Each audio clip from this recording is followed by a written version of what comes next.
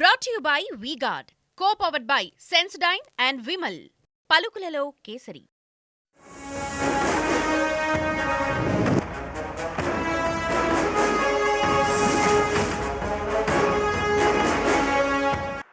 Welcome to shadow 9. Shadow 9లో ఇవాళ మనం నీడలా ఫాలో అవుతున్న లీడర్ చెవిరెడ్డి భాస్కర్ రెడ్డి. చంద్రగిరి నుండి ఆయన సడన్ గా ఒంగోలుకి షిఫ్ట్ కావడంతో రాజకీయం ఒక్కసారిగా వేడెక్కింది. మరి మాగుంటని చెవిరెడ్డి ఎలా ఎదుర్కోబోతున్నారు? అసమ్మతి బౌన్సర్స్ ను ఆయన ఎలా దారికి తెచ్చుకోబోతున్నారు? అండ్ ముఖ్యంగా ఒంగోలుకు ఆయన ఏం హామీ ఇవ్వబోతున్నారు తెలుసుకుందాం ఇవాళ షాడో 9లో. పోదాం పండి.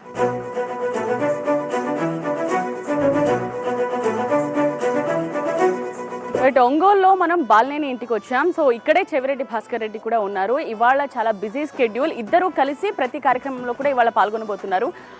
వెళ్దాం, మనం మాట్లాడదాం. పబ్లిక్ మీటింగ్స్ ఇవన్నీ కూడా ఎలా జరుగుతున్నాయి ఏంటి, సో ఒంగోలు రాజకీయాల గురించి వాళ్ళిద్దరు ఏం చెప్తారు ఏంటి తెలుసుకుందాం రండి.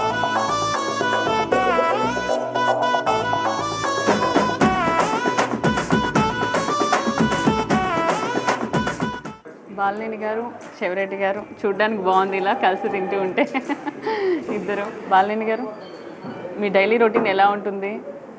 అది ఇట్లానే ఉంటుంది. నా బెడ్రూమ్ మార్నింగ్ లేవగానే మా బెడ్రూమ్లో మా వాళ్ళందరూ వచ్చేస్తారు. సమస్యలు ఉంటే చేయటం, ఎందాక మాట్లాడతాం, తర్వాత రెడీ అయ్యి బయటకు వస్తే బయటకు వచ్చి ఉంటాం. అదే చూస్తున్నాం, అంటే బయట అంతే హడావుడి ఉంది, ఇంటి లోపల హడావుడి ఉంది. సో చాలామంది వెయిట్ చేస్తూ ఉన్నారు మీకోసం. ఎప్పుడు ఇలాగే ఉంటుందండి డైలీ? ఇప్పుడు ఇదే, ఇప్పుడు ఇంకా ఎలక్షన్ కాబట్టి వాళ్ళు పనుల వాళ్ళు ఉన్నారు కాబట్టి లేకపోతే ఇంకా గుంపులు ఉంటారు, ఇంకా ఎక్కువ ఉంటారు. సో చెవిరెడ్డి గారు, మీ మార్నింగ్ రొటీన్ ఎలా ఉంటుంది? నేను 6కి బయటకు వెళ్ళిపోతాను. ఓకే, ఇది ఒక 10 మంది తిరుగుతుంటా. బ్రేక్ఫాస్ట్ ఎక్కడ పెడతారు తింటా, అంతేనా? సో ఏంటండి ఇవాళ స్కెడ్యూలు? ఇవాళంతా ఎలా ఉండిపోతుంది చెవిరెడ్డి గారు? ఏం చేస్తున్నారు? ఈ ఒంగోలు అసెంబ్లీకి సంబంధించి కార్యకర్తలతో ఒక ఆత్మీయ సమ్మేళనం పెట్టుకున్నాం. ఒక కొత్తపట్నం మండలంలో అన్న ఏర్పాటు చేశాడు వాసన్న. ఒక 5-6 వేల మందితో సభ పెట్టాడు.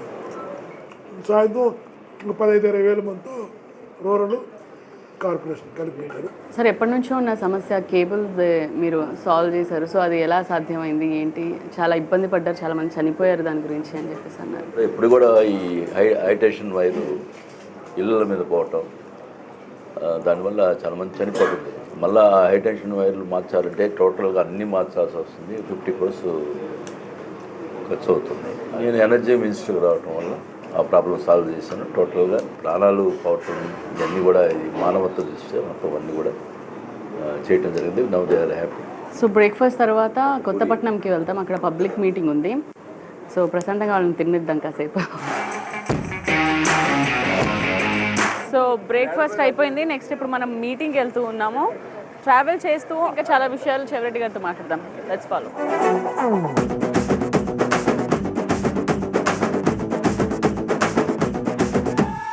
చెవిరెడ్డి భాస్కర్ రెడ్డికి రాజకీయాల మీద అసలు ఆసక్తి ఎప్పుడు కలిగింది? ఏ సందర్భంలో వద్దామని ఫిక్స్ అయ్యారండి? ఏ లక్ష్యంతో వచ్చారు?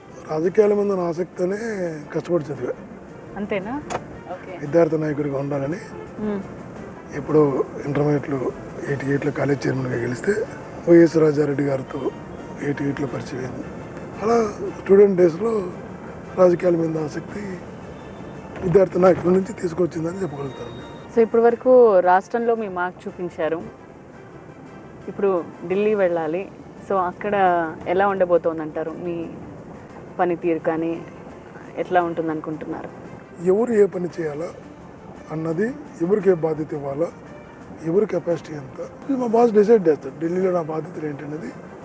కాన్ఫరెన్సీ పార్లమెంటు అవన్నీ ఓకే, అది మా ఇండివిజువల్గా ఈ డెవలప్మెంట్ ఆ డెవలప్మెంట్ ఫాలోఅప్ చేసుకోవచ్చు, ఖర్చు. అది ఒక పార్ట్. మెయిన్ పార్ట్ వచ్చే కొందుకు పార్టీ తరఫున ఉన్నప్పుడు బాస్ డిసైడ్ చేసి మీ బాధ్యతలు ఇది అంటే ఆ బాధ్యతల మీద ప్రిపేర్ అవ్వాలి. అంటే ఏమనుకుంటున్నారు? టఫ్ ఫైట్ ఉంటుంది అనుకుంటున్నారా, లేకపోతే వన్ సైడ్ అవుతుంది అనుకుంటున్నారా? మీ నమ్మకం ఏంటి? ఈ రాష్ట్రం అంతా వన్ సైడ్ అవుతుంది. ఒంగోలు ఏంటి, రాష్ట్రం అంతా వన్ సైడ్ అయ్యేలాంటి సుపరిపాలన అందించాడు మా నాయకుడు. అదే శ్రీరామ రక్ష, ఇంకేం లేదు.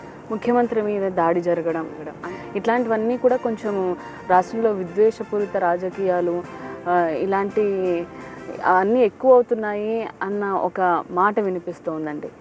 సో దాని గురించి మీరు ఏం చెప్తారు? ప్రజాబలం ఎవరికైతే ఉంటుందో ప్రజాబలాన్ని తట్టుకోలేనప్పుడు పిరికివారు దాడులకు ప్రయత్నించడం అనవాయితీ. సహజంగా సమాధానం చెప్పగలిగి ప్రజాబలం ఉండగలిగి నేను ప్రజల్లోకి వెళ్ళి నేను ఎందుకు ప్రూవ్ చేసుకోగలను నమ్మకం ఉన్నోళ్ళు అవతల వ్యక్తి గురించి పట్టించుకోరు. ఇది మాకున్న ధైర్యం, మా లీడర్కున్న ధైర్యం ఉంది కాబట్టి అవతలడితే మాకు పనిలేదు. వాళ్ళు ధైర్యం లేని వాళ్ళు ఏం చేస్తారు, ఎన్ని కూటములు కట్టుకున్నా ఎన్ని గుంపులుగా వచ్చి పొత్తులు పెట్టుకున్నా ధైర్యం చాలినప్పుడు మనిషినే డిస్టర్బ్ చేయాలా, అటాక్ చేయాలా అనేది ఎప్పుడు వస్తుంది? వాళ్ళకి అభద్రత వచ్చినప్పుడు. అభద్రతతో పాటు గెలవం అనేటువంటి నమ్మకం వాళ్ళకి ఏర్పడినప్పుడు, ప్రజలు మనం తిరస్కరిస్తారన్నప్పుడు, ఎవరైతే ప్రజలు యాక్సెప్ట్ చేస్తున్నారో ఆ వ్యక్తిని లేకుండా చేస్తే అంటే ఒక రాజకీయ ప్రయోజనం కోసం వ్యక్తిగత దాడుల వరకు రావడం అన్నది ప్రజాస్వామ్యంలో ఇది ప్రమాదకరం, ఇది మంచిది కాదని అన్నట్టు. అంటే అందరికీ సంక్షేమ పథకాలు అయితే అందాయి, అభివృద్ధి లేదు. ఎవరు చూడు ఇదే మాటని పైకి తీసుకొస్తూ ఉన్నారు. సో ఎక్కడ అభివృద్ధి జరగట్లేదు, రాష్ట్రంలో అభివృద్ధి జరగాలి అని అంటే కూటమి రావాల్సిందే అన్న బలమైన ఒక వాదనని ప్రజల్లోకి తీసుకెళ్తున్నారు. ఇప్పుడు సంస్కరణం జరిగిందా ఒప్పుకుంటున్నారా? సంస్కరణం జరిగిందని ఒప్పుకుంటున్నారా? సరే, అభివృద్ధి సంస్కరణం రెండు. ఫస్ట్ పాయింట్కి వద్దాం. సంస్కరణం ఉందని ఒప్పుకున్నట్టే కదా, ఫస్ట్ ఆడికి యాక్సెప్ట్ చేశారు. అంటే సామాన్య ప్రజలకు తను అన్ని రకాల సంస్కరణం చేశాడు కానీ అభివృద్ధి జరగల, అంతే కదా. అంటే సంస్కరణం చేశాడు అన్నదాన్ని అంగీకరించారు, కృతజ్ఞతలు. ప్రతిపక్ష పార్టీలు అన్నిటికి కూడా నేను మనసారా థ్యాంక్స్ చెప్తున్నా. జగన్మోహన్ గారి పాలనలో సంక్షేమం బ్రహ్మాండంగా అందింది, అభివృద్ధి అనేది మాకు కనబడలేదు అన్నారు. సరే, ఒక ఫస్ట్ పాయింట్లో క్లారిటీ వచ్చింది, వాళ్ళు మెచ్చుకుంటున్నారు, వాళ్ళకు కూడా నేను థ్యాంక్స్ చెప్పుకుంటున్నాను. రెండో పాయింట్ అభివృద్ధి అనేది లేకపోతే సచివాలయం ఎట్టొచ్చింది, అభివృద్ధిలో రైతు భరోసా కేంద్రాలు ఎట్టొచ్చినాయి, అభివృద్ధిలో ఈ ఊరికి ఒక హాస్పిటల్ ఎట్టొచ్చింది? లేవని చెప్పండి. ప్రతి ఊరిలో ఇంతమంది హాస్పిటల్ ఉండిందా? ఎవడో పోవాలా. ప్రతి ఊరిలో రైతుల కోసం ఒక కేంద్రం ఉండిందా? లేదు. ఈరోజు స్కూల్స్ నిజంగా చెప్పాలంటే ఈరోజు స్కూల్స్ నేషనల్ స్టాండర్డ్లో ఉన్నాయి, ఇంటర్నేషనల్ స్టాండర్డ్ పోతున్నాయి. నువ్వు మొత్తం ఏ మారుమూల స్కూల్ అన్నా చూడు, ఎంత అద్భుతంగా పిల్లలకు కట్టారు. కార్పొరేట్ స్కూల్ కన్నా మంచిగా కట్టారు. స్కూల్ డెవలప్ అయినాయా, అన్ని రకాల భవనాలు వచ్చినాయా, సచివాలయాలు ఎంత అందంగా ఉన్నాయి. ఏమైనా అభివృద్ధి కాక ఏమంటారు దీన్ని? చాయ్ కట్టలేదు చెప్పండి. వాలంటీర్స్ అందరూ కూడా ఇప్పుడు మళ్ళీ రిజైన్ చేసేసి ప్రజల్లోకి వెళ్తున్నారు ప్రచారాలు చేయడానికి. సో ఇప్పుడు మళ్ళీ ఆయన ముఖ్యమంత్రి అయితే తొలి సంతకం నేను వాలంటీర్లకు సంబంధించే పెడతాను నేను ఖచ్చితంగా అని చెప్తున్నారు. సో ఆయన పెట్టేస్తారని మీకు నమ్మకం ఉందా? ఒక 4 ఏళ్ళు పిల్లోని చెప్తాడు, భాస్కర్ రెడ్డి చెప్పడం ఏంది? 4-5 ఏళ్ళు పిల్లోడి దగ్గరికి వెళ్ళి జగనన్న మాట ఇచ్చాడంట, అమలు చేస్తాడంటే ఆయన మాట ఇస్తే అమలు చేస్తాడంటాడు. చిన్నపిల్లడు కూడా చెప్తాడు, నేను చెప్పడం ఏందమ్మా, సింపుల్ అంతే. నీకు నచ్చిన వ్యక్తి దగ్గరికి వెళ్ళి జగన్మోహన్ గారు హామీ ఇచ్చాడు అమలు చేస్తాడను, అమలు కానీ చేయడు, జగనన్న మాట ఇస్తే మాట తప్పుతాడు. ఒక పిల్లోడు చెప్పినా, ఒక మహిళ చెప్పినా, ఒక వ్యక్తి చెప్తే నేను సమాధానం చెప్తాను. ఆయన హామీ ఇస్తే అమలు చేస్తాడు, అంతే. మాట ఇస్తే మాట మీద నిలబడతాడు. సో జగన్మోహన్ రెడ్డి అని నేను అని మళ్ళీ ఆయనే ప్రమాణ స్వీకారం చేస్తారంటారు, ఇంకంతేనా? ఆయనే నాకు వద్దు రాజకీయాలు అనుకునే రోజు వచ్చినప్పుడు 70 ఏళ్ళు 65 ఏళ్ళకి సార్లే అనుకున్నప్పటి వరకు ఆయన ఎవరు నిలవరించే వాళ్ళు కానీ జనం నుంచి దూరం చేసేవాళ్ళు కానీ నాకు తెలిసి ఎవరు లేరు, రారు కూడా.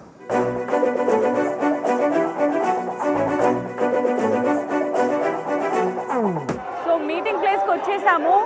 ఒంగోలు నియోజకవర్గంలోని ప్రతి మండలంలో ఉన్న కార్యకర్తలందరికీ చెవిరెడ్డి భాస్కర్ రెడ్డి విందు ఏర్పాటు చేస్తూ ఉన్నారు. సో వాళ్ళతో కాసేపు ముచ్చటిస్తారు. ప్రస్తుతం ఆ కార్యక్రమమే జరుగుతోంది.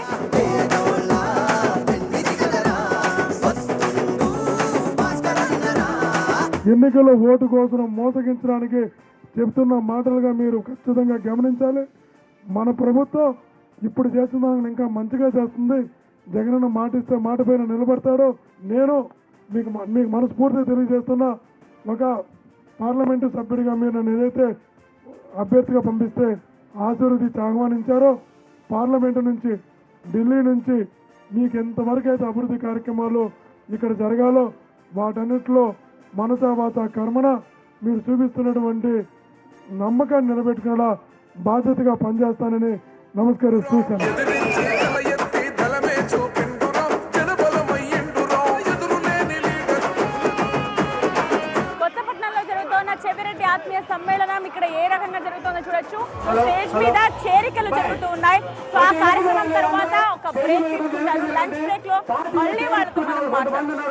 ప్రేమ గల్ల గుణమున్న మత్సలేని మనసిరా మంచి కొరకు పరితపించే స్వచ్ఛమైన మనసురా. ఫైనల్ గా బ్రేక్ వచ్చింది సార్.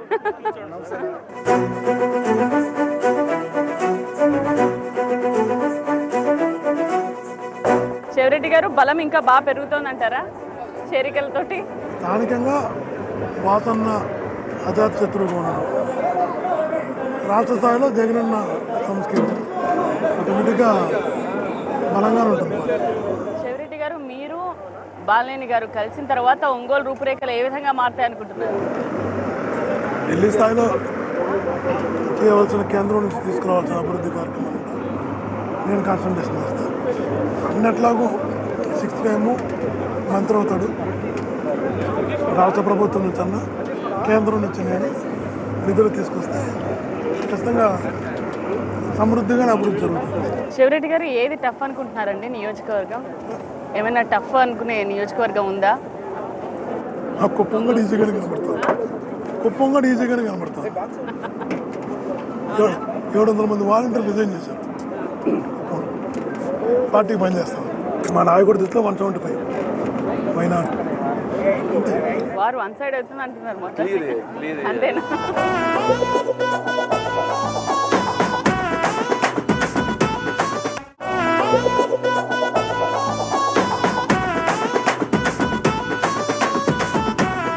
ఇక్కడ ఆత్మీయ సమావేశం తర్వాత లంచ్ చేసుకుని ప్రశాంతంగా బీచ్లో మనకు ఇంకొంచెం టైం ఇచ్చారు ఇద్దరు.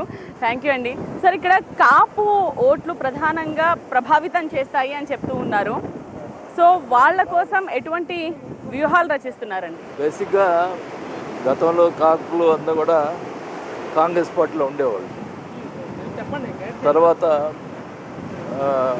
వైఎస్ఆర్ పార్టీ వచ్చిన తర్వాత కాపులు కూడా సగం మంది రావడం జరిగింది. వైఎస్ఆర్ పార్టీలోనే ఎక్కువ ఉన్నారు. కాకపోతే పవన్ కళ్యాణ్ గారు జనసేన పార్టీ పెట్టిన తర్వాత కొంచెం కాపులు ఇదయ్యారు. బట్ వైసీపీ పార్టీలోనే ఎక్కువ ఉన్నారు అనేది మేము అనుకుంటాం. పవన్ కళ్యాణ్ ఒక కులాన్ని వాడుకునే నాయకుడు అవ్వాలనుకుంటున్నాడు. ఇప్పుడు జనాలను నమ్ముకుంటే నాయకుడు. ఆ కులము తనకు సపోర్ట్గా లేదు. ఎందుకంటే ముఖ్యమంత్రిగా పోటీలు ఉంటానన్న వ్యక్తి 23 సీట్లకు వచ్చాడు. 23 నుంచి 21కి వచ్చాడు. చివరికి తను వ్యక్తిగతంగా లబ్ధి పొందడానికి ఒక కులాన్ని వాడుకుంటున్నాడన్న భావన కాపులకు క్లియర్గా అర్థమైంది. ఇతను డెవలప్ కావడానికి మమ్మల్ని వాడుకుంటున్నాడు. రేపు మాకు మంచి చెడు చూసేది జగన్మోహన్ రెడ్డి గారు. ఇప్పుడు కాపు నేస్తం పెట్టాము. కాపు నేస్తం చంద్రబాబు ఇవ్వలా, పవన్ కళ్యాణ్ ఇవ్వలా. టీఆర్పీ ఉన్నప్పుడు వాళ్ళు అన్నున్నప్పుడు కాపులకు ఏం చేయాలని ఆలోచించారు. కానీ కాపు నేస్తం పెట్టి కొన్ని వేల కోట్ల రూపాయలు కాపు నేస్తం ద్వారా కాపు సోదరులకు అందరికి 5 ఏళ్ళు ఇచ్చాం కదా. జగన్మోహన్ గారు ఇచ్చారు కదా. ఎవరు న్యాయం చేస్తున్నారు చెప్పండి. ఈవిడ కంబాస్ కూడా చెప్పండి. జగన్మోహన్ గారి గవర్నమెంట్ రైతు భరోసా రాలేదేమో, అమ్మఒడి రాలేదేమో, వాళ్ళ పిల్లలకు విద్యాదీవెన రాలేదేమో, కులం పెట్టి కానీ పార్టీని బట్టి కానీ ఎవరికైనా ఆపారేమో. ఆపినప్పుడు కాపు సోదరులకి మరింత ఎక్కువగా చేశారు. కాబట్టి ఎవరైనా ఆ సినిమా పిక్చర్ను కొంచెం పిల్లలేదని అతను వెనకాల ఎగరేస్తే తప్ప కొంచెం ఆలోచన కలిగినటువంటి కాపు సోదరులు ఎవరు కూడా జగన్మోహన్ రెడ్డి గారినే నమ్ముతారు. కాపు సోదరులు మహిళలు ఎవరైతే ఉన్నారో వాళ్ళు పూర్తి కాపు నేస్తం అంతా మహిళలకు ఇవ్వడం జరిగింది. కాపు వాళ్ళు 100% ఉంటారు. కానీ జగన్మోహన్ గారి పాలనలో ఎక్కడ కులం లేదు, పార్టీ లేదు. కాబట్టి అన్ని కులాలు మా వైపు ఉన్నాయి. కాపు కులం మరింత ఎక్కువగా ఉంటుంది. సార్, మీరు పట్టాలు ఇప్పించారు దాదాపు 22,000 మందికి. సో అది ఎలాంటి ఎఫెక్ట్ చూపిస్తుంది అంటున్నారు? ఒకటైతే చెప్తున్నాను, మేము వైఎస్ఆర్ పార్టీ అనే వాళ్ళకి ఇవ్వలేదు పట్టాలు. టోటల్గా ఎవరైతే పేదవాళ్ళు ఉన్నారో ఒక పార్టీ అనేది చూడకుండా అధికారుల చేత వెరిఫై చేయించి చేసాం. ఇది క్లియర్గా ఉండేది. మళ్ళీ వాళ్ళు ఏదో మాట్లాడతారు వైఎస్ఆర్ పార్టీ వారికి ఇచ్చారని. ఇది క్లియర్గా చెప్తాను. కమ్మపాలెం అని ఉంది, అక్కడంతా కూడా కమ్మాస్ ఉన్నారు. వాళ్ళకి ఎంతమందికి వచ్చినాయో పట్టాలు ఒకసారి వెరిఫై చేయండి. ఎక్కడ కూడా ఒక పార్టీ అనేది చూడలేదు, ఒక క్యాష్ చూడలేదు. ఎవరికి పేదవాళ్ళు ఉన్నారో వాళ్ళందరికీ ఇచ్చాం. అది క్లియర్గా పబ్లిక్ అందరూ కూడా తెలుసు. కావాలని వాళ్ళు ఏదో మాట్లాడడానికి ప్రయత్నం చేస్తారు. మీ ప్రత్యర్థి మాగుంట మీద ఎంత మెజారిటీతో మీరు గెలవబోతున్నారు? మాగంట గారా చెవిరెడ్డి గారా అనేది కాదు అక్కడ ఇంపార్టెంట్. ప్రజల్లో జగన్మోహన్ గారు అనేది ఇంపార్టెంట్. లాస్ట్ టైం జగన్మోహన్ గారిని చూస్తే మాగంటి గారు ఓటేస్తారు. జ్యోతి భాస్కర్ రెడ్డికైనా జగన్ చూస్తే ఓటేస్తారు. కాబట్టి 5 సంవత్సరాలకు ఒక తన పార్టీలు మారినా తనకే 2 లక్షల పైన జగనన్న చూసి ఓటేసినారు. చిన్నప్పటి నుంచి జగనన్నతో ఉన్నారు. కొంచెం ఎక్కువగానే గౌరవిస్తారు అనుకుంటున్నారు. మీరేమన్నా చెప్పగలరా అండి? అంటే ఎంత మెజారిటీతో ఈయన గెలుస్తున్నారు మాగంటి మీద? అంటే నేనైతే 1 lakh పైన ఉంటుంది అనేది నా ఎక్స్పెక్టేషన్. ఒంగోలు ప్రజల పల్స్ గురించి ఏం చెప్తారండి మీరు? అంటే ఎలా ఆలోచిస్తున్నారు ఇప్పుడు ఎలక్షన్ మూమెంట్లో? వాళ్ళు ఏం కోరుకుంటున్నారు అని అంటే ఏం చెప్తారు? ఒంగోలు పీస్ఫుల్ కావాలి కోరుకుంటారు. నేను ఎమ్మెల్యే కాక ముందుల అప్పుడు వీక్లీ ఒక మర్డర్ జరిగేది ఒంగోలు. నైటు కరెంట్ ఆపేసేవారు. కరెంట్ ఆపేసామంటే జనం భయపడిపోయారు. అంతమంది రౌడీస్ ఒక డెకాయిట్స్ ఉండటం. కరెంట్ అయిపోతే అందరూ అనుకునేవాళ్ళు ఇప్పుడు ఏదో మర్డర్ జరిగి ఉంటుంది. అట్లా సీక్వల్గా జరిగినాయి. నేను ఎప్పుడైతే ఎమ్మెల్యే ఈ రౌడీ షీట్స్ అందరినీ కూడా అవాయిడ్ చేసి వాళ్ళందరినీ కూడా కొంతమందిని అసలు ఒంగోలు బహిష్కరణ చేయడం అట్లా కంట్రోల్ చేసాము. దానివల్ల పబ్లిక్ కూడా హ్యాపీగా ఉన్నారు. ఇందులో పబ్లిక్ పీస్ఫుల్గా ఉండడమే ముందులో మనకు కావాల్సింది. ముఖ్యమంత్రి గారి మీద దాడి జరిగిన తర్వాత ఆయన మళ్ళీ కోలుకుని బయటకు వచ్చిన తర్వాత చెవిరెడ్డి గారు ఏమనిపించింది మీకు? భయపడింది ఏంటంటే తన మీద తను నేరుగా ప్రజా యుద్ధంలో ఎదుర్కొనలేక ఇవన్నీ చేస్తారు అనేది మొదటి నుంచి కూడా జనంలో కూడా ఉంది. జగనన్నను తట్టుకోలేనప్పుడు వీళ్ళు ఏదో ఒకటి దుశ్చర్యలకు పాల్పడతారని. కానీ ఆయనకి దేవుడు ఆశీస్సులు ఉన్నాయి, వాళ్ళ నాన్న ఆశీస్సులు ఉన్నాయి, కాబట్టి ప్రజల ఆశీస్సులు ఉన్నాయి. అవి కాపాడుకుంటూ వస్తాయి. ఓకే అండి. ఓకే తండ్రి. థ్యాంక్ యూ అండి. ఓకే అండి. Thank you so much. War మొత్తం వన్ సైడ్ అయిపోయింది, మాకు పోటీ లేదు, మేమే విజయం సాధిస్తామంటూ ధీమాగా చెప్తున్న చెవిరెడ్డి భాస్కర్ రెడ్డి సో బిజీగా గడుపుతున్నారు. రోజంతా మార్నింగ్ లేచినప్పటి నుంచి ఆయన కార్యక్రమాలని మనం ఫాలో అవుతూనే ఉన్నాం. అయితే మనం ఒకసారి పబ్లిక్తో మాట్లాడదాం, వాళ్ళ ఒపీనియన్ కూడా తెలుసుకుందాం చెవిరెడ్డి భాస్కర్ రెడ్డి గురించి. వాళ్ళు ఏమనుకుంటున్నారు, సో ఏంటి అన్న ఒపీనియన్ తెలుసుకుందాం. ఇక్కడ ఒక పెద్ద ఆయన ఉన్నారు, వారితో మాట్లాడదాం. పెద్ద మీ పేరు? ఎక్కడి నుండి? ఇక్కడ లోకలేనా? ఎట్లా ఉంది పరిస్థితి? బాగానే ఉంది. ఎవరికి అనుకూలంగా ఉంది? ఇద్దరికి ఫ్యాన్కి అనుకూలంగానే ఉంది. చెవిరెడ్డి భాస్కర్ రెడ్డి అంటే చంద్రగిరి కదా ఆయనది. మన వాళ్ళు అమెరికాలో పోటీ చేస్తున్నారు. ఆంధ్రావాడే కదా, అక్కడి నుంచి ఇక్కడికి వస్తాడు. మాకు ఒకప్పుడు మాకు సుబ్బారెడ్డి గారు కానీ శ్రీనివాస్ రెడ్డి గారు కానీ అక్కడి నుంచి మాకు వలస వచ్చిన వాళ్ళే కదా. మేము ఆయన గతంలో ఆదరించాం కదా. ఓటర్లందరూ మా చెవిరెడ్డి భాస్కర్ రెడ్డి గారికి వాసన్న గారికి ఓట్లు వేయడానికి సిద్ధంగా ఉన్నారు. సో అది కార్యకర్తల్లో కూడా మంచి జోష్లో ఉన్నారు. ఖచ్చితంగా గెలిపించుకుంటాం, ఖచ్చితంగా గెలిచేది వాళ్ళే అని చెప్తున్నారు. సో మీరు ఓటేస్తారా? ఎవరికి? జగన్మోహన్ రెడ్డి. చెవిరెడ్డి భాస్కర్ రెడ్డి ఉన్నారు తెలుసా? ఓకే తెలుసు. ఆయనకి వేస్తున్నారా? ఎందుకు? సంక్షేమ కార్యక్రమాల వల్ల వేస్తున్నాం. జగన్ని చూసి చెవిరెడ్డి. మీరండి ఎవరికి వేస్తారు? జగన్ మీ ఓటు ఎవరికండి? జగన్. జగన్. అవునా, ఎందుకని? ఎందుకంటే 100 కారణాలు ఉంటాయిగా. చెవిరెడ్డి భాస్కర్ రెడ్డి గెలుస్తారు. చెవిరెడ్డి ఆత్మీయ సమ్మేళనానికి వచ్చిన కొంతమంది కార్యకర్తలతో మనం మాట్లాడదాం.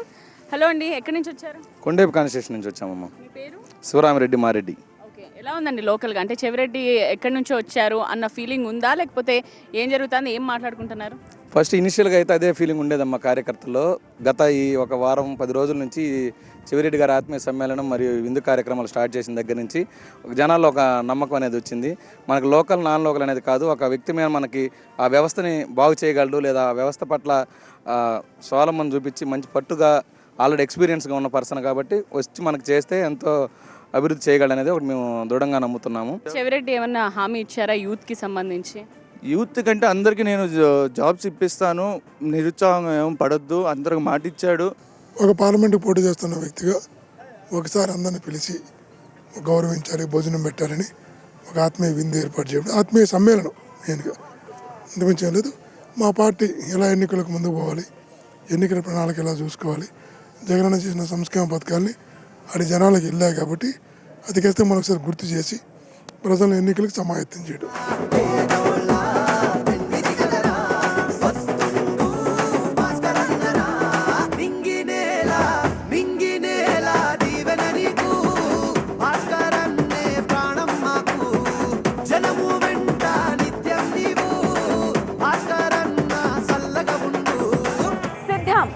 కార్యకర్తల్ని కలిసి ఆత్మీయంగా మాట్లాడుకోవడానికి ఏర్పాటు చేసిన సమావేశానికి అంతా సిద్ధమైపోయింది. అయితే సమావేశం మొదలు కాక ముందే చెవిరెడ్డి భాస్కర్ రెడ్డి సభా ప్రాంగణానికి వచ్చారు. ఇక్కడ ఏర్పాట్లు ఎలా జరుగుతున్నాయి ఏంటి అని దగ్గరుండి స్వయంగా ఆయన పరిశీలించి వెళ్లారు.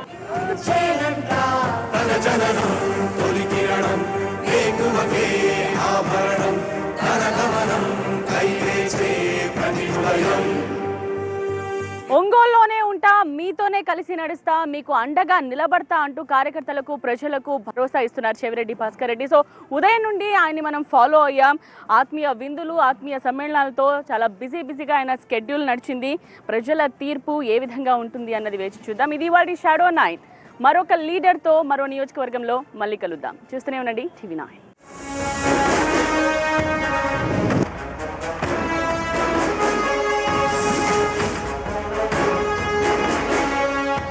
Brought to you by V-Guard, co-powered by Sensodyne and Vimal. పలుకులలో kesari.